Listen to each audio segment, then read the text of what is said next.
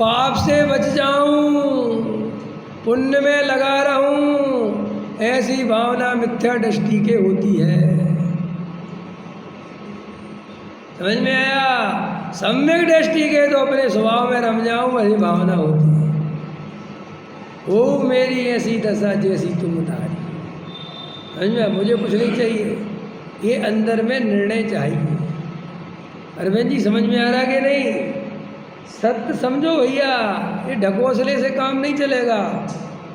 सफ़ेद चावल को पीले करने से कुछ होने वाला नहीं है।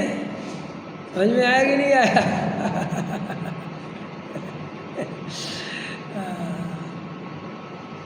अरे विचार करो भाई।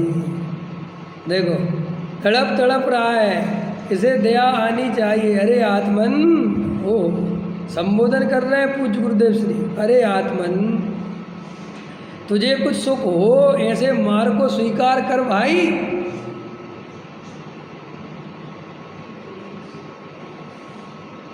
तू जिनेन्द्र स्वरूपी है। समझ में? ऐसा श्रद्धान ज्ञान में ले।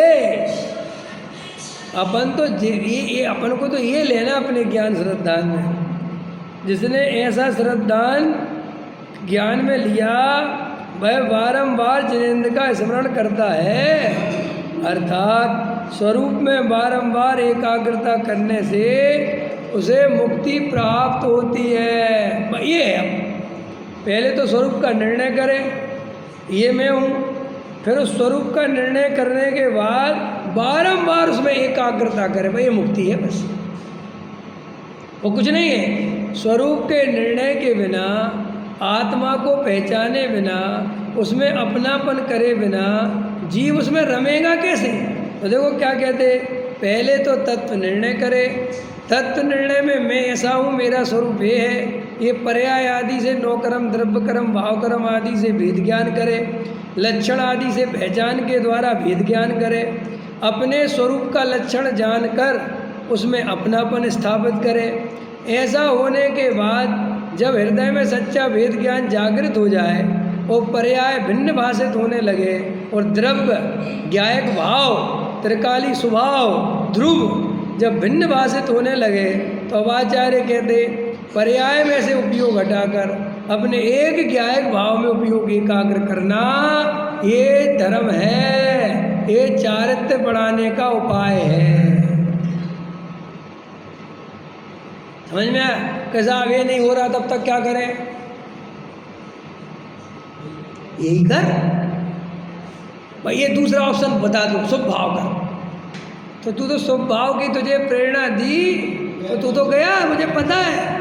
भाई साहब मन नहीं लगे तो आधा घंटा बाद घूम घाम के फिर लगा लेना, लेकिन लगाना इसी में। बच्चे का मैथ्स में मन नहीं लग रहा। देखो पढ़ाई कैसे होती है इंजीनियर साहब, आपने बहुत पढ़ाई करी ना, बताओ पढ़ाई का क्या रूल्स है? पढ़ाई का एक रूल्स होता है। पढ़ाई जैसे मैथ्स है तुम्हारी और मैथ्स में तुम्हारा मन नहीं लग रहा, बहुत थक रहे हो, नहीं हो रहा, मैथ्स में चाहिए मूड फ्रेश। मैथ्स करने का क्या करते थे कि तुम्हारा जो माइंड है वो फ्रेश होना चाहिए, थका हुआ होना नहीं चाहिए, क्योंकि मैथ्स में थका हुआ होगा तो मन नहीं लगेगा। समझ ना मेरी बात? तो अब बच्चा अगर समझदार हो तो थोड़ा खेलने चला जाए। समझ में आया? खेल के आए तो मैथ्स करे तो बढ़िया हो जाएगा। अगर ज़्यादा ही बनियाई बुद्धि वाला है तो सोचेगा कि मैं मैथ्स की जगह सोशल साइंस पढ़ लेता हूँ थोड़ी। तो बेटा तू गया काम से, क्योंकि सोशल साइंस पढ़ने बैठेगा तो उपयोग यहाँ लग गया एक तो, है ना? और वो थका तो पहले ही से था, तो वो और थक गया। अब दोबारा मैथ्स करने बैठेगा तो वो जितनी मन लग रहा था वो भी नहीं लगेगा। ऐसे ही जो सब्र धुरंधर होशियार चंद, जब तक शुद्धोपयोग नहीं हो तब तक क्या करना? शुभ उपयोग करना। समझ में आ गया? वो शुभ उपयोग थकान लेके आता है, गारंटी से लेके आता है। अब जब वो शुभ उपयोग थकान लेके आएगा तो तू शुद्ध उपयोग करेगा कब?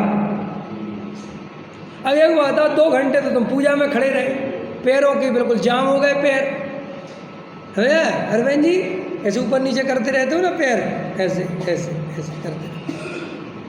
इसकी जगह बैठ के नहीं कर सकते, वहीं इधर करते रहेंगे, इधर करते रहेंगे, इधर करते रहेंगे, इधर करते रहेंगे।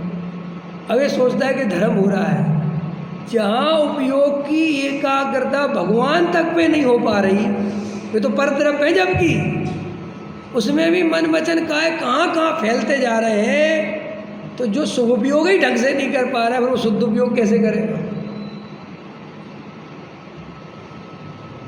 आ रहा समझ में?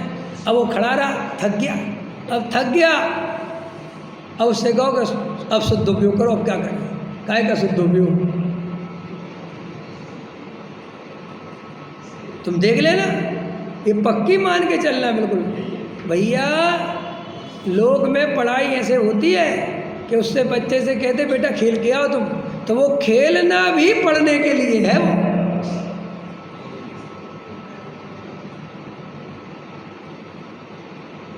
अब समझ सको तो समझो। भाई साहब ढकोसले से तो काम नहीं चलेगा, परंपराओं से धर्म नहीं होता।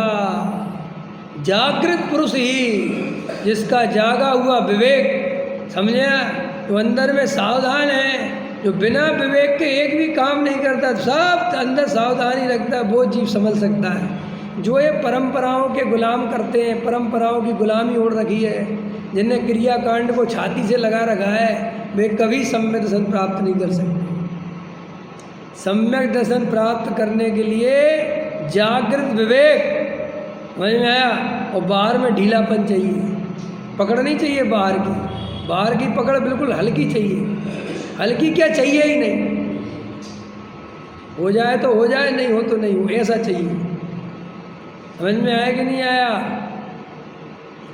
लेकिन अभी तो एक इतनी उम्र में एक भी क्रिया का रस नहीं टूटता, तो शुद्धोपयोग नहीं हो तब तक शुभोपयोग करना चाहिए। ऐसी प्रेरणा वाला जीव और ऐसी प्रेरणा देने वाले जीव दोनों ही संसार में भ्रमेंगे।